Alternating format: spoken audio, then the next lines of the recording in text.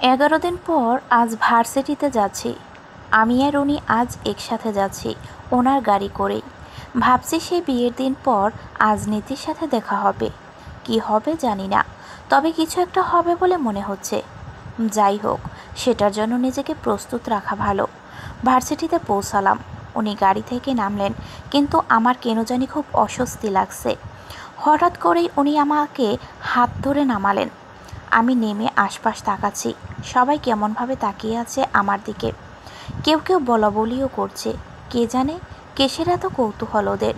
বিয়েটা কী কারণে হয়েছে এটা নিয়ে, তবে এটা নিয়ে সবচেয়ে বেশি কৌতূহল তো আমারই। ইতি দৌড়ে আমার কাছে আসলো। উনি আমার হাত ছেড়ে দিয়ে বলেন, ক্লাসে যাও, বলেই চলে গেলেন।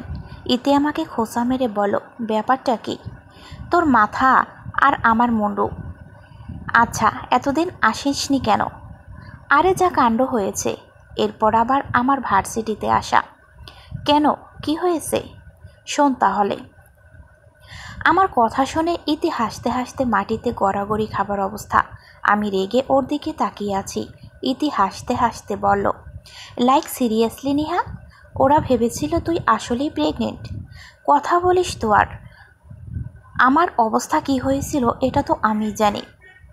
যাই বলিস না কেন, ভাইয়া কিন্তু খুব ভালো মজা নিয়েছে তোর সাথে। মজা? আমার আত্মা শুকিয়ে যাচ্ছিল, জানিস তুই। আরে তোর বর তো তোর মতোই হবে, তা নয় কি? হয়েছে তোর, এখন চুপ কর। ইস, কি লজ্জা। লজ্জা হবে কেন? কারণ ভাইয়া তোর বর। বর তো কি? কিছু না বোন, তুই জীবনেও বুঝবি না, বাদ দে। সেটাই ভালো। ইতি আর আমি কথা বলতে বলতে আসছিলাম, দেখলাম নীতি আর টিনা আমাদের দিকে তাকিয়ে আছে। তাদের সাথে আমার চোখাচোখি হয়ে গেল। ইতি আমাকে ধরে সেখান থেকে নিয়ে আসলো। ওদের সাথে আর কথা হলো না। ক্লাস শেষে ভার্সিটির পিছনে বাগানে আসলাম। এখানে ওনার সাথে আমার প্রথম দেখা। ইতিকে অনেক সাধলাম, আসলো না, তাই একাই আসলাম। আজও বাদাম কুড়ানোর ইচ্ছে আছে। আজও ভূতের ভয় লাগছে, কিন্তু আজ তো আমি যাবই। বাদাম সব কুড়িয়ে যেতে হঠাৎ করেই কেউ আমার কানে ফু দিল। আমি লাফিয়ে উঠে পিছনে ফিরলাম, দেখি উনি দাঁড়িয়ে দাঁত বের করে হাসছে। আপনি? কেন, ভূত ভেবেছিলে সেদিনের মতো? আসলেই আপনি সত্যি একটা ভূত। আর তুমি ভূতুনি। তো এখানে কি করছিলে ভূতুনি? বাদাম নিতে এসেছি। সেদিনের মতো? কোনো কাজ না থাকলে যা হয় আর কি। পুরনো শেষ হলে চলো এখন। হ্যাঁ চলুন। দুজনেই হাঁটতে হাঁটতে বাগানের বাইরে আসলাম। বাগানের বাইরে বিরাট একটা বটগাছ। উনি গিয়ে সেই বটগাছের তলায় বসলেন। আমিও ওনার সাথে গিয়ে ওখানেই বসলাম। দুজনের মাঝে খানিকক্ষণ নীরবতার পর উনি বলে ওঠেন, ভূতনি, তোমার কোন ফুল পছন্দ? কেন? আমি প্রশ্ন করছি, উত্তর দাও। পাল্টা প্রশ্ন কেন করো? শিউলি ফুল। শিউলি? কাঠগোলাপ পছন্দ করো না? না, কাঠগোলাপও ভালো লাগে, তবে শিউলি ফুল বেশি প্রিয়। শিউলির ঘ্রাণ, স্নিগ্ধতা, সৌন্দর্য খুব ভালো লাগে। এই ছোট ফুলের পরশ মনকে সতেজ করে। বাবা, তুমি তো মনে হচ্ছে ফুলের প্রেমে পড়ে গেলে। পড়লেও বাকি, এটা কি মন্দ? না, মন্দকে বলো।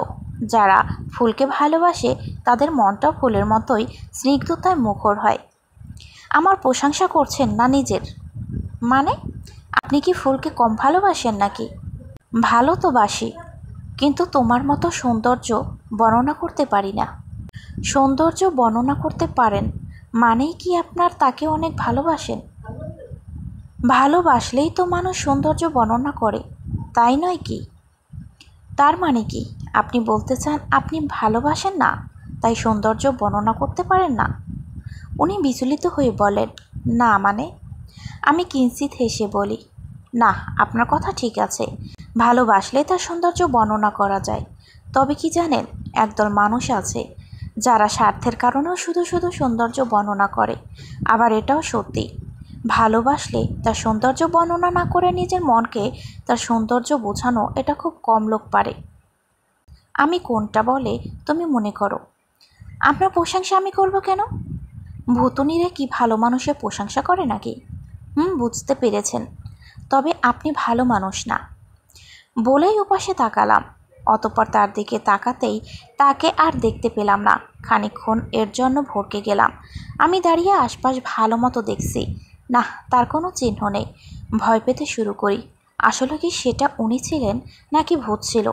সত্যি সত্যি যদি ভূত হয় তাহলে এতক্ষণ আমি একজন ভূতের সাথে বকবক করছিলাম কিভাবে? হুট করেই আমার এক পাশে দুহাত ভর্তি শিউলি ফুল নিয়ে আসলো। আমি জলদি ঘুরে দেখি উনি একটা দীর্ঘ শ্বাস নিয়ে তার দিকে তাকিয়ে আছি। উনি চোখ দিয়ে জিজ্ঞেস করলেন, কি হয়েছে? আমি মাথা নেড়ে না বলি। উনি ফুলগুলোর দিকে ইশারা করেন। আমি মুচকি হেসে ফুলগুলোর দিকে তাকাই। উনি একটা ফুল নিয়ে আমার কানে গুঁজে দিয়ে বলে, ফুলগুলো খুব ছোট, কানে গোজার জন্য না, তবে ভালোবাসা ভরপুর। উনি হেসে বাকি ফুলগুলো আমার হাতে দেন। আমি বাদামগুলো ওনার জ্যাকেটের পকেটে রেখে ফুলগুলো নিই আর বলি, কোথায় পেলেন এগুলো? এখানে ছিল একটা গাছে। গ্রীষ্ম চলে এসেছে না? এসেছে বটে। যাওয়া যাক। বাসায় এসে সবগুলো ফুল টেবিলে রাখলাম। ভালোই লাগছে ছোট ছোট এসব ফুলগুলো। এগুলোর গ্রাম দারুণ, দেখতেও খুব সুন্দর। আসার সময় উনি একটা শিউলি ফুলের চারা নিয়ে এসেছিলেন, সেটা ব্যালকনিতে রেখেছেন। আমি সেটাকে একটু পানি দিয়ে আসলাম। ব্যাগ থেকে একটা ডায়েরি বের করলাম, সেটাতে ফুলগুলো রাখলাম। কিন্তু মানুষ এটা কেন করে? স্মৃতি রাখার জন্য হয়তো, কিন্তু আমি কেন রাখছি? ওনারা আমার স্মৃতিগুলো সাজিয়ে রাখার জন্য, কিন্তু কেন? এই কথাটা ইতিকে জিজ্ঞেস করলাম, কারণ এটা সারাদিন আমার মাথায় ঘুরছিল। তাই পরদিন ভার্সিটিতে এসে ইতিকে জিজ্ঞেস করলাম, মানুষ স্মৃতিগুলো কেন সাজিয়ে রাখে? ইতির উত্তরটা এমন ছিল, স্মৃতি অনেক রকমের হয়, কিছু দুঃখের, কিছু ভালোবাসার। তবে মানুষ ভালোবাসার স্মৃতি রাখতে বেশি ভালোবাসে, কারণ সেগুলোতে কিছু শুকনো সুখ থাকে। আর এই সূক্ষ্ম সুখগুলো বরাবরই ক্ষণস্থায়ী, যার কারণে এই সুখগুলোকে স্মৃতি হিসেবে রাখতে খুব ভালো লাগে। ওর কথা খুব মনোযোগ দিয়ে শুনছি আর ভাবছি, তখনকার ওনার আর আমার স্মৃতিগুলো তো দুঃখের ছিল না। তবে কি? ইতি বলে ওঠে, কী রে, কী ভাবছিস?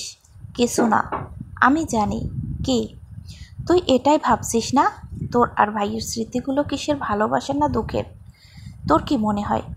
দুঃখের তো হতেই পারে না, সেগুলো ভালোবাসার ছিল। ভালোবাসার স্মৃতিতে কি ভালোবাসার প্রয়োজন নেই? অবশ্যই আছে। ভালোবাসা না থাকলে সেগুলো কি ভালোবাসার স্মৃতি হয়? তাহলে তোর ধারণা ভুল, কারণ আমাদের মাঝে ভালোবাসা নেই। না, আছে। ইতি, আমি বলছি তো নেই। আচ্ছা, তাহলে কেন আসছিস ভাইয়ার কাছে? বিয়েটা তো জোর করে হয়েছে, তবে কেন যাসনি তার কাছ থেকে এখন বল? যাইনি কারণ, ওয়েট, তুই কি বলি? জোর করে বিয়ে? তোকে এটা কে বললো? উনি আমাকে জোর করে বিয়ে করেছে। আমি তো তোকে বলিনি, আর উনিও না। তাহলে? এই তো বিচলিত হয়ে গেল। সে আমতা করে বলো, আমি মানে, আমাকে বলেছে মানে? কি লুকোচ্ছিস আমার কাছ থেকে? ইতি ভরকে গিয়ে বলে, কি লুকোবো? আর লুকানোরই বা কী আছে বল? আমি জানি তুই, ভাইয়া আর উনি আমার কাছ থেকে কিছু লুকাতে চাইছিস, কিন্তু সেটা কি? আমাকে বললেই বা কী হবে? নেহা, এমন কিছুই না। তাহলে আমার থেকে মুখ লুকিয়ে কেন কথা বলছিস? আচ্ছা বাদ দে, সেদিন যেমন তুই আমাকে জোর করিসনি, আমিও করব না। বিয়েটা উনি প্রতিশোধ নেওয়ার জন্য করেছে আমি জানি, তবে এখনও তেমন কিছু করেনি, কিন্তু করবে। তুই ভুল ভাবছিস, ভাই এমন কিছুই করবে না। করবে। করবে না? তুই চিনিস না ওকে, তাই এভাবে বলছিস।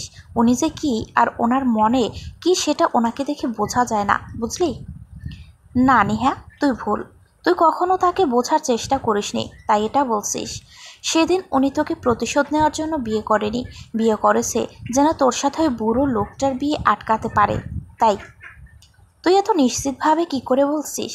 আর যদি বিয়েটা ভাঙতেই চাইতো তাহলে অনেক ধরনের পথ ছিল বিয়েটা ভাঙার, কিন্তু উনি তা না করে আমাকে বিয়ে করেছেন। তাহলে? হ্যাঁ, তোর কথার যুক্তি আছে, তবে সবসময় পরিস্থিতির সাথে যুক্তি খাটে না নিহা। তুই কি বলতে চাস? ইতি এটাই বলতে চায়, নিহা, আহি তোমাকে বিয়ে করে দয়া করেছে, এটুকু কথা বুঝতে পারছো না তুমি? আমি আর ইতি সামনে তাকাই দেখি নীতি দাঁড়িয়ে আছে। নীতিকে আসতে দেখে আমরা দাঁড়িয়ে গেলাম। নীতি আমাদের কাছে এসে বলতে লাগলো, ভেবো না, তোমাদের কথা আড়ি পেতে শুনছিলাম, ব্যাপারটা তেমন না। আমি শুধু এখান দিয়েই যাচ্ছিলাম, তখন বিয়ের কথাটা কানে গেল, তাই দাঁড়ালাম আর কি। আসলে বিয়েটা নিয়ে আমার কৌতূহল কম ছিল না নিহা। দিন রাত এটাই ভাবছিলাম, তোমার মতো একটা মেয়েকে কি করে বিয়ে করলো আহি, যে তোমাকে দেখতে পারতো না, কথায় কথায় তোমাকে অপমান, সে কি করে তোমাকে এত কেয়ার করছে। কিন্তু এখন এখন আমার মাথায় সব ঢুকলো। আসলে কি বলো তো, আহি যেমনই হোক না কেন, ওর দয়ার পরিমাণটা অনেক বেশি, আর সেই দয়ার কারণেই বিয়ে করেছে ও তোমায়। ইতি বলে ওঠে, নীতিমুখ সামলিয়ে কথা বলো, ভাইয়া জানলে কিন্তু। আহি জানলে? হেসে আবার বলতে লাগলো, আহি জানলে এখন আর কি হবে, কিছুক্ষণ আমায় বকবে, তাই বলে কি সত্যিটা বদলে যাবে? আচ্ছা নিহা, তোমার কি মনে হয়েছিল ও তোমায় ভালোবেসে বিয়ে করেছে? আমি নীতির দিকে তাকিয়ে আছি। নীতি আবার বলতে থাকে, একটু আগেই তো তুমিও বললে যে ও তোমাকে ভালোবাসে না, তাহলে তো এটা সত্যি যে ও তোমাকে শুধু দয়া করেছে, আর কিছুই না। ইতি বলে ওঠে, না ভাইয়া দয়া করেনি। ও আচ্ছা, দয়া করেনি তাহলে কি? ভালোবেসে বিয়ে করেনি, দয়া করেনি তাহলে কি? তাহলে তোমাকে কি কারণে বিয়ে করেছে, রক্ষিতা করে রাখার জন্য? নীতির কথা শুনে আমি চমকে উঠি। ইতি নীতি বলে চেঁচিয়ে ওঠে। আমার চোখের কোণে পানি জমে গেছে। নীতি আবার বলে ওঠে, ইতি চেঁচিও না, এটাই সত্যি। আহি তোমাকে রক্ষিতা করে রাখার জন্য বিয়ে করেছে, আর কিছু না। আমি চিনি আহিকে, ও তোমার মতো মেয়েকে কখনোই ভালোবাসতে পারে না। এখন বিয়ে করে ঠিকই ঘরে রেখেছে, কিন্তু যখন ওর মন ভরে যাবে তখন ঠিকই তোমাকে ছুঁড়ে ফেলে দিবে। তোমার থেকে ততটাই দূরে থাকবে যেভাবে আমরা ময়লা আবর্জনা থেকে দূরে থাকি। নীতি কথা শুনে আমি নিঃশব্দে কাঁদছি। ইতি কি বলবে বুঝে উঠতে পারছে না। নীতি বলে ওঠে, নিহা তুমি যথেষ্ট বুদ্ধিমতী মেয়ে, এতটুকু বোঝার ক্ষমতা তোমার নিশ্চিত আছে বলেই আমি মনে করি, তাই নয় কি? আমি আর ওখানে দাঁড়ালাম না, দৌড়ে বাইরে এসে পড়লাম। চোখ দিয়ে অঝরে পানি ঝরছে, থামার নামই নিচ্ছে না। কাঁদতে কাঁদতে বাসায় চলে এলাম। বাসায় এসে ব্যালকনিতে দেওয়ালে পিঠ ঠেকিয়ে বসে পড়লাম, কাঁদতে লাগলাম। নীতির প্রত্যেকটা কথা আমার কানেই বাজছিল। সত্যি কি হই আমি ওনার? কেন বিয়ে করলেন উনি আমায়? কি দোষ ছিল আমার, এভাবে দয়া করলেন উনি আমায়? নাকি নীতির কথাই সত্যি? দু হাঁটু ভাঁজ করে কেঁদেই যাচ্ছি। এখন আর কাঁদতেও ইচ্ছে করছে না, রাগ হচ্ছে, খুব খুব রাগ হচ্ছে। দোলনারে কোনায় পড়েছিল মদের বোতল, উনি কাল খেয়ে এখানে রেখেছেন। আমি রাগের চোটে সেখান থেকে মদের বোতল নিয়ে খেতে নিলাম। লোকে বলে এগুলো খেলে নাকি রাগ কমে, শুধু সেটাই কমানোর প্রচেষ্টা। কিন্তু একবার খেয়েই আমার অবস্থা খারাপ। সে কি বিশ্রী খেতে, এসব কিভাবে খান উনি?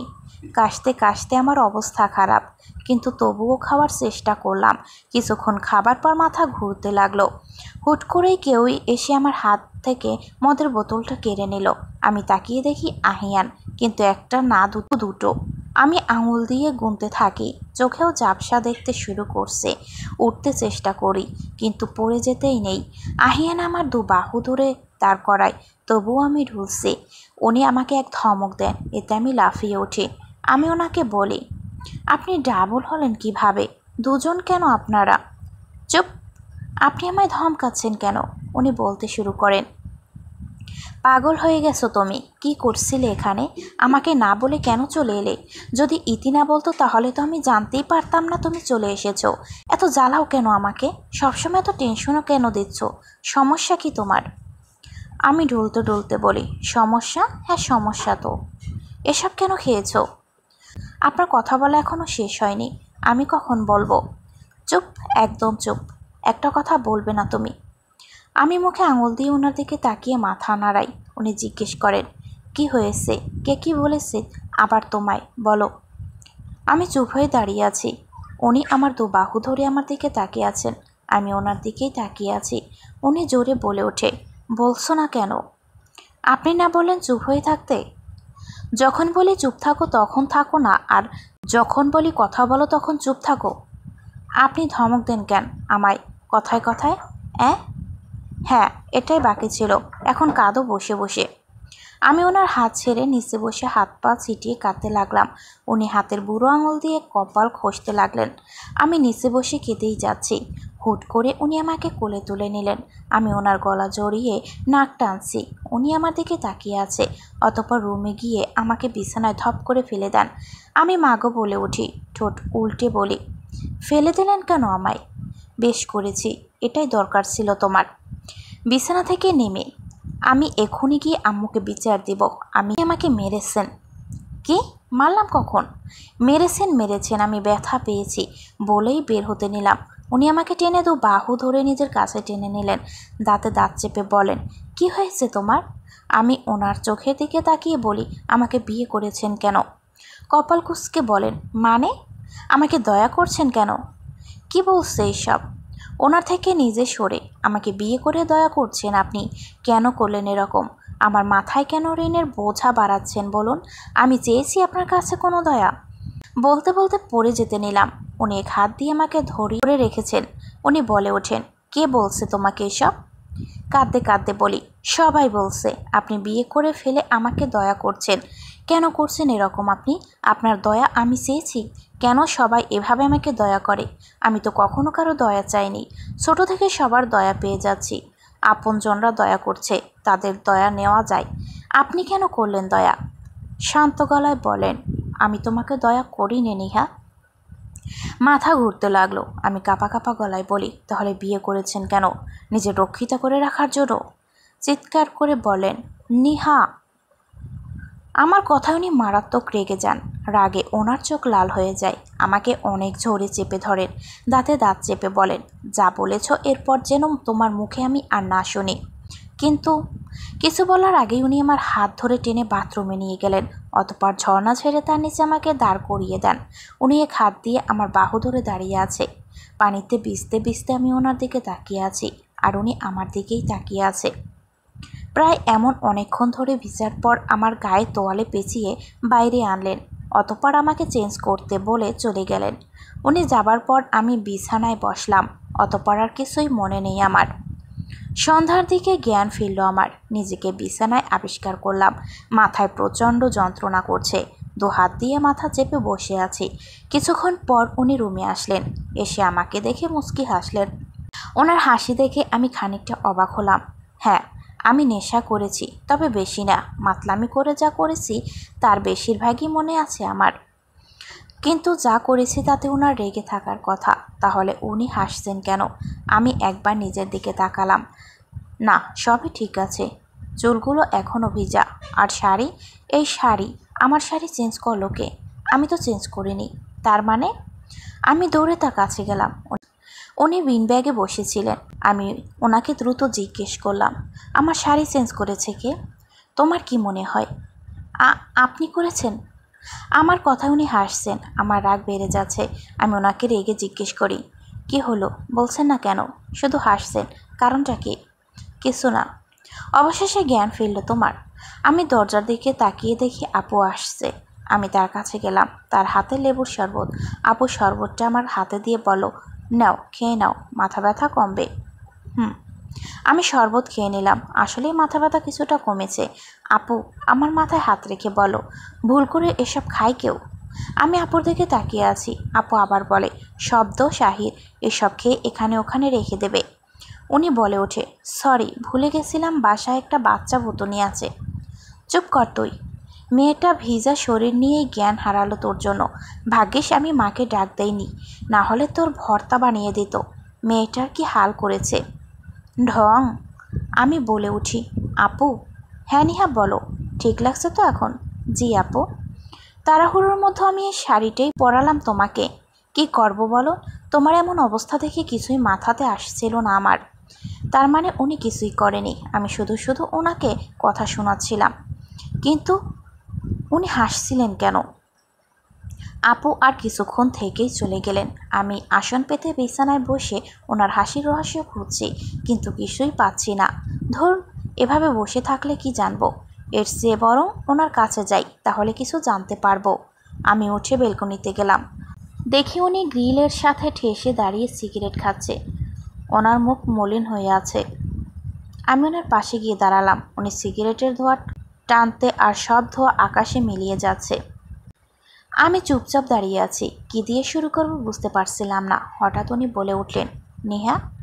আমি ওনার দিকে তাকালাম। উনি সিগারেট খেতে খেতে আকাশের দিকে তাকিয়ে বলেন, বিয়ে করে আমি তোমাকে দয়া করিনি, আমি শুধু চেয়েছিলাম ওই লোকটার সাথে যেন তোমার বিয়ে না হয়, ব্যাস এতটুকুই। আমি নিশ্চুপ হয়ে আছি। উনি আবার বলেন, জানো, যেদিন প্রথম তুমি আমায় থাপ্পড় মেরেছিলে সেদিন থেকে তোমার উপর আমার অনেক রাগ ছিল। দেখতে পারতাম না তোমায়, তোমায় দেখলেই আমার অনেক রাগ হতো। তাই সেদিন রৌদ্রের মাঝে তোমাকে দাঁড় করিয়ে রেখেছিলাম। এরপরও আমার কিছু রাগ ছিল, কিন্তু সেটা আমি মনেই রেখেছিলাম। তবে আমি জানতাম না নীতি তোমাকে এই কারণে সবসময় অপমান করত। তবে তুমি যখন সেদিন বললে, তারপর আমি নীতিকে বারণ করে দেই তোমাকে কিছু না বলতে। কিন্তু কেন, সেটা আমার কাছেও অজানা। আমার তো রাগ ছিল বলো তোমার ওপর, তাহলে আমি কেন তোমার জন্য এটা করলাম? তবে সেটা করে খুব ভালো লেগেছিল আমার। আমি ওনার কথা শুনছি মনোযোগ দিয়ে। উনি আবার বলতে শুরু করলেন, সেদিন যখন তোমার হাত পুড়ে যাওয়ার ব্যাপারে তুমি মিথ্যা বললে, সেদিন আমি বুঝছিলাম। অতঃপরীদের কাছ থেকে সব জেনেছি তোমার ব্যাপারে। বুঝতে পারলাম তুমি অনাথ বলে তারা তোমাকে অত্যাচার করে। সেদিন খুব চিন্তা হচ্ছিল তোমার জন্য, কিন্তু এজন্য ইতিকে দোষারোপ করো না। সে আমাকে কিছু বলতে চায়নি, আমি জোর করেই জেনেছিলাম। যখন প্রথমবার তুমি জ্ঞান হারিয়ে ফেলে আমি তোমাকে ধরলাম। তোমার জন্য খুব চিন্তা হতে লাগলো, কিন্তু কেন সেটা আমার কাছে অজানা। তোমাকে নিয়ে ডাক্তারের কাছে গেলাম। আমাকে দেখলে তুমি রেগে যাবে বলে ইতিকে সেখানে রেখে চলে এলাম। কেন করলাম তোমার জন্য এত কিছু সেটা সত্যিই আমি জানি না, তবে ভালো লাগতো করতে, তাই করতাম। কিন্তু এগুলো দয়া ছিল না নিহা। দয়া মানুষ বারবার করবে না, বেশি হলে কয়েকবার। বারবার মানুষ দয়া করতে জানে না, এটা খুব কম মানুষের স্বভাবের ভেতর আছে। কিন্তু একটা কথা বলতে পারি, আমি তোমাকে দয়া করিনি। সেদিন বৃষ্টির মাঝে তোমাকে কাঁদতে দেখে খুব খারাপ লাগছিল। কেন জানি তোমার চোখের পানির মূল্য আছে বলে মনে হয়েছিল। ইতিকে কারণ জিজ্ঞেস করায় ও সব বলো, তাই কিছু না ভেবেই তোমাকে বিয়ে করলাম। জানতাম তুমি কখনো আমাকে বিয়ে করতে রাজি হবে না, তাই তোমাকে জোর করলাম। কিন্তু নিহা, তুমি বলতে পারো বিয়ের পর আজ পর্যন্ত কোনোদিন আমি তোমার সাথে কিছু করেছি? কোনো জোর করেছি তোমায়? করিনি তো। তাহলে তোমার কেন মনে হয় আমি তোমাকে আমার রক্ষিতা বানাবো? আমি চেয়েছিলাম একটা পরিচয় পাও তুমি, আর সেটার কারণেই তোমাকে বিয়ে করা, নিজের একটা পরিচয় দেওয়া। তুমি এখন বলবে বিয়েটা ভেঙে দিলেই তো পারতাম, কিন্তু আমি বলবো এতে কি সত্যি কোনো কাজ হতো নিহা? তোমার মামি কি তোমার বিয়ে অন্য কোথাও দেবার চেষ্টা করতেন না? যদি সে খারাপ হতো, আমি তো পারতাম না বারবার তোমার বিয়ে ভাঙতে। একটা দীর্ঘশ্বাস ফেলে আমার দিকে তাকিয়ে হেসে বলেন, ইতি আমাদের বিয়ের ব্যাপারে কখনো জানতো না। তুমি সেদিন বলার পর আমি ওকে বিয়ের ঘটনা বলেছি, আর আগে বলিনি। আমি এখনও চুপচাপ দাঁড়িয়ে আছি। উনি হাতের সিগারেটটা ফেলে দিয়ে আমার দিকে তাকিয়ে আছেন। আমি ওনার দিকে তাকিয়ে আছি। উনি বলেন, কিছু বলবে? আমি ওনার চোখের দিকে তাকিয়ে বলি, আমাকে ভালোবাসেন আপনি? জানি না। ওনার কথা শুনে আমি চুপ হয়ে যাই। সত্যি কিছু বলার ছিল না, কি বলবো। উনি আমার কাছে এসে বলেন, ভালোবাসা কি আমি জানি না, তোমার প্রতি আমার অনুভূতি কি তাও জানি না। বলেই রুমে চলে এলেন। আমি সেখানেই দেওয়ালে পিঠ থেকে কিছুক্ষণ চোখ বন্ধ করে দাঁড়িয়ে রইলাম। আমি ভুল ছিলাম সেটা উনি প্রমাণ করে গেলেন। তবে এইবার নিজেকে ভুল হতে দেখে খুশি লাগছে। হঠাৎই মনে পড়ল আমার এখানে আসবার আসল কারণ। ওনার হাসির রহস্য জানতে এসেছিলাম। আমি আবার দৌড়ে ওনার কাছে গেলাম। উনি বুড়ুকুসকে আমার দিকে তাকিয়ে আছে। আমি বলে উঠি, সব তো বলেন, কিন্তু একটা কথাই তো বলেন না। কি? আপনি তখন ওভাবে হাসলেন কেন? কখন? ওই যে যখন আমার জ্ঞান ফিরল তখন। আবার রহস্যজনক হাসি দিয়ে এমনি, না কিছু একটা হয়েছে। আরে কিছু না। তাহলে এখন আবার হাসছেন কেন? বললাম তো কিছু না, সরে যেতে দাও আমায়। বলেই বের হয়ে গেলেন। কিন্তু কিছু একটা তো হয়েছে, যা উনি আমার থেকে লুকিয়েছেন। তবে কি সেটা? পরদিন ভার্সিটিতে গিয়ে নীতির সাথে কোনো কথাই বলিনি, বলার ইচ্ছেও নেই। শুধু শুধু আমাকে কটু কথা বলে। তাই ঠিক করলাম আজকের পর থেকে নীতিকে এড়িয়ে চলবো। ক্যাম্পাসে বসে আমি আজ আর ক্লাস করার ইচ্ছে নেই। ইতি এসে আমার পাশে বসলো। বসে শুরু করে দিল, কাল কি হয়েছে, কি বললো, কি হলো, এত কথা। আমি সবই শুনছি, কিন্তু কিছু বলার নেই। ইতি এত কথা বলার পর আমি আনমনে ইতিকে জিজ্ঞেস করি, ইতি তোর কি মনে হয় উনি আমাকে ভালোবাসে? ইতি আমার দিকে এক দৃষ্টিতে তাকিয়ে কিঞ্চিত হেসে বলে, ভালোবাসার জন্য কি দরকার বলে মনে হয় তোর? আমি কিভাবে বলবো আমি কাউকে ভালোবেসেছি নাকি? তুই বাসিস তুই বল। সবার ভালোবাসার ধরন এক না। আচ্ছা তোর কি মনে হয়? আমার কিছু মনে হলে তোকে জিজ্ঞেস করতাম নাকি? কিন্তু যাই বলিস, আমার মনে হয় তোকে ভালোবাসে ভাইয়া। তবে উনি যে অস্বীকার করলেন। অস্বীকার মানে? তুই জিজ্ঞেস করেছিলি? কবে করলি? গতকাল। বাহ, বলতে হবে রীতি আর কোনো কাজ করলো আর না করলো, গতকাল ওর কথার কারণে তুই এই কাজটা তো করলি। আমি ইতির দিকে তাকিয়ে আছি, ও মুসকি মুসকি হাসছে। অতঃপর আমাকে বলো, কি জিজ্ঞেস করেছিলি তুই? কি জিজ্ঞেস করেছি এটা জেনে লাভ নেই, কি বলেছে এটা শুনলে অবাক হবি। মানে? জানি না। আরে কি বলেছে এটা বল। আরে বোন বলেছে সে জানে না। কে? এটা কেমন উত্তর? জানি না। আচ্ছা তুই ভালোবাসিস তো? জানি না। কি জানি না শুরু করলি তোরা? হ্যাঁ বলতে কষ্ট লাগে নাকি? আমি একটা দীর্ঘশ্বাস ফেলি। ইতি বলতে শুরু করে, ভাইয়া মুখে যতই বলুক জানে না, তবে সে ভালোবাসে এটা আমি জানি। আসছে বিজ্ঞানী। চুপ কর, তোর সাথে কি হয়েছে এটা কি তুই পুরোটা জানিস? মানে? যেদিন তুই মামি বাড়িতে একা ছিলি, তুই জানিস সেদিন সারা রাত ভাইয়া তোর বাসার বাইরে ছিলেন। এমনকি ভাইয়াকে বাসায় রেখেই আমি তোর জন্য খাবার আনতে গিয়েছিলাম। আমি ইতির দিকে হাঁ করে তাকিয়ে আছি। এত কিছু আর আমি কিছুই জানি না? ইতি আবারও বলতে শুরু করলো, সেদিন যখন বিয়ে নিয়ে তোর সাথে ঝগড়া করে বের হলাম, কিছু দূর যেতেই হঠাৎ করে ভাইয়ের গাড়ি থামলো আমার সামনে। আমি কিছুটা ভয় পেয়ে যাই। ভাইয়া এসে আমাকে জিজ্ঞেস করেন, কি হয়েছে, তুই কাঁদছিস কেন? অতপর ভাইয়াকে আমি সব বলি, কিন্তু ভাইয়া আমাকে এটা বলেনি যে ভাইয়া তোকে বিয়ে করবে। প্রথমে ভেবেছিলাম তোর জন্য কোনো ভালো পাত্র নিয়ে আসবে, কিন্তু এখানে তো। আচ্ছা যাই হোক, ভাইয়া কিন্তু কখনো তোকে দয়া করেনি। আমার যা মনে হয়, যা করেছে তোকে ভালোবেসেই করেছে। তবে উনি যে মানতে নারাজ। মানতে নারাজ কোথায়? তোর মুখে ভালোবাসার কথা শুনে কি তোকে ধমকেছে নাকি মেরেছে? শান্ত গলায় বলেছে, সে জানে না, হয়তো সে এটা বুঝতেই পারেনি কখন তার মনে তোর জন্য একটা জায়গা হয়ে গেছে। এখন এটা বোঝার উপায় কি? তুই নিজে। আমি নিজে মানে? তুই নিজে গিয়ে ভাইয়াকে বলবি তুই তাকে ভালোবাসিস। আমি একটা দেব এখন, ভালোবাসিস আর বলতে পারবি না? আমি কখন বললাম ভালোবাসি? এতে দাঁড়িয়ে যায়। অতপর বলে, ও আচ্ছা, তাহলে তুই ভালোবাসিস না। ঠিক আছে, আমি এখন গিয়ে নীতির সাথে ফ্রেন্ডশিপ করব। তার সাথে ভাইয়ার সেটিং করে দেব। নীতি না থাকলে নতুন মেয়ে ধরব। তারপরও ভাইয়ার সেটিং আমি করিয়েই ছাড়ব। তখন কাঁদিস বসে। তুই এমনটা কেন করবি? কেন করব মানে? আচ্ছা আমাকে তুই বল, ভাইয়া কেমন? ভালো, কেয়ারিং, খুব হেল্প করে আমায়, বিশ্বাসও করে। তো এখানে আর কি, সব মেয়েরা তো এমন একজনকেই চায়, তাই নয় কি? আর তোর মনে আছে আনিকের বিয়ের কথা? সবাই তোকে খারাপ ভাবলেও ভাইয়া কিন্তু সেদিন তোর পাশে ছিল। আবার এই প্রেগনেন্সি নিয়ে ঝামেলা, তখনও ভাইয়াই ছিল তোর সাথে। সে কি তোর হাত ছেড়ে দিয়েছে? না তো, বরং আরও শক্ত করে ধরেছিল, যেন তোর হাত ছুটে না যায়। দেখ, মানো আর না মানো, ভাইয়াকে তুই ভালোবাসিস, আর এটাই সত্যি। এখন শুধু তার মুখ থেকে ভালোবাসি কথাটা বের কর, তাহলেই বুঝবি ভালোবাসার আসল মানে। তোদের ভালোবাসার ফোড়ন কিন্তু অনেক আগে ফুটে গেছে, এখন শুধু বুঝবার অপেক্ষা। গাড়িতে বসে আছি, উনি ড্রাইভ করছে। আমি ইতির কথা ভাবছি আর ওনাকে দেখছি। সত্যি কি আমি ভালোবাসি ওনাকে? ইতি শেষে একটা কথা বলেছিল, ভালোবাসা নাকি সুপ্ত ফুলের মতো। এটা সকল মানুষের ধরা ছোঁয়ার বাইরে, তবে এটার সৌন্দর্য নাকি অপূর্ব। মানুষ হাজার হাজার বছর ধরে একটু ভালোবাসার জন্য কুকড়াতে থাকে। সবার ভাগ্যে এমন ভালোবাসা থাকে না। এটা সত্যিই ফুলের মতো স্নিগ্ধতায় ভরপুর, আবার গোলাপের পাপড়ির মতো নরম। কথাগুলো ভালোই লেগেছিল, তবে একটু বেশি কবি টাইপ লাগলো। আসলে প্রেমে পড়লে নাকি মানুষ কবিতা লেখে মনে হচ্ছে। ইতিকে সেটাই পেয়েছে। প্রেম ভালোবাসায় একাকার। আমি আর চোখে ওনাকে দেখছি, উনি শান্তভাবে গাড়ি চালাচ্ছে। হুট করেই বলে ওঠে, নীতি আর কিছু বলেছে তোমায়? আমি খানিকটা অবাক হই। তার মানে উনি জানে নীতি আমাকে এসব বলেছে?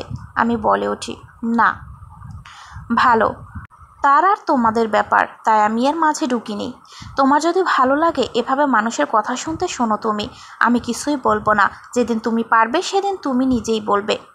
ওনার কথা শুনে মনটা খুব খারাপ হয়ে গেল। আমাকে একা ছেড়ে দিয়েছেন তিনি। যাই হোক, আমি ওনাকে আর কিছুই বলবো না। টেবিলে বসে বই খোলা রেখে গালে হাত দিয়ে ভাবছি, ইতির কথা মতো কি সত্যি আমি ওনাকে ভালোবাসি না বাসতে পারি? ইস, কি দ্বিধা! এ ভালোবাসায় দ্বিধাদ্বন্দ্বে ভুগছি আমি।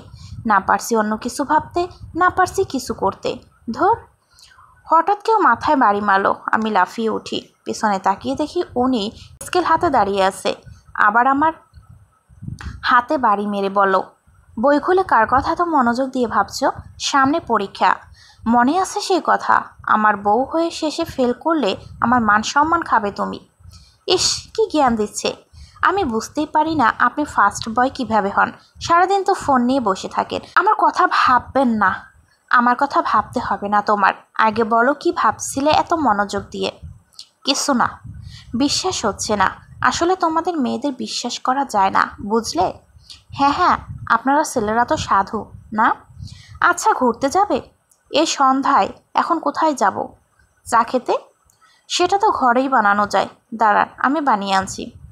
না, আজ বাইরে চা খাবো, চলো। আরে হুটহাট করেই আপনার এমন ইচ্ছে হয় কেন বলুন তো? আমার মন, আমার ইচ্ছা, তোমার সমস্যা? আপনিই একটা বড় সমস্যা। হ্যাঁ, হয়েছে। এই সমস্যার সাথে আজীবন থাকতে হবে তোমার। চলো এখন। বলেই আমার হাত টেনে নিয়ে যেতে লাগলেন। ওনার এমন আজব কাজে মাঝে মাঝে আমি সত্যিই হতবাক হয়ে যাই। উনি গিয়ে বাইকে বসলেন। আমাকে বললেন ওনার পিছনে বসতে। আমি জিজ্ঞেস করি, বাইকে করে যাব? উনি মাথা নাড়ান। অতঃপর আমি ওনার পিছনে বসে ওনার দুই কাঁধে হাত রাখি। উনি ধীর গতিতে বাইক চালাচ্ছেন।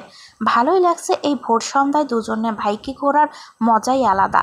উনি আমাকে নিয়ে একটা চায়ের দোকানের সামনে নামলেন। আমাকে বাইকে বসতে বলে উনি চা আনতে গেলেন। 2 কাপ চা এনে একটা আমার হাতে দিলেন। অতঃপর উনি দাঁড়িয়ে চা খেতে থাকেন আর আমি বাইকে বসে। দুজনের মাঝেই নীরবতা। চায়ের কাপে চুমুক দিচ্ছি আর দ্রুত গতিতে চলে যাওয়া গাড়িগুলোকে দেখছি। সবারই তারা আছে কোথাও না কোথাও যেতে। আসলেই জীবন কখনো থমকে থাকে না, সব সময় আপন গতিতে চলতে থাকে। ঠিক এই গাড়ির মতো, কখনো সোজা চলে তো কখনো আঁকাবাঁকা। আর সেই আঁকাবাঁকা পথে কত বাধাই না আসে। পরদিন ভার্সিটিতে গিয়ে পড়লাম মহা বিপদে। নীতি আমার পিছনে লেগে আছে কথা বলার জন্য। আমি কি ভাবলাম ওসব নিয়ে, কিন্তু আমি কিছুক্ষণ ধরেই ওকে এড়িয়ে চলছি। আর মেয়েটা বুঝতেই চাইছে না, তবুও আমার পিছন লেগে আছে। আমি ক্লাসে, হঠাৎ নীতি আমার বাহু ধরে টেনে বলে, ইগনোর করছো তুমি আমায়? আমি শান্ত গলায় বলি, যখন বুঝতেই পারছো তখন কেন পিছনে পড়ে আছো? ও আচ্ছা, মুখে বলি ফুটেছে দেখছি।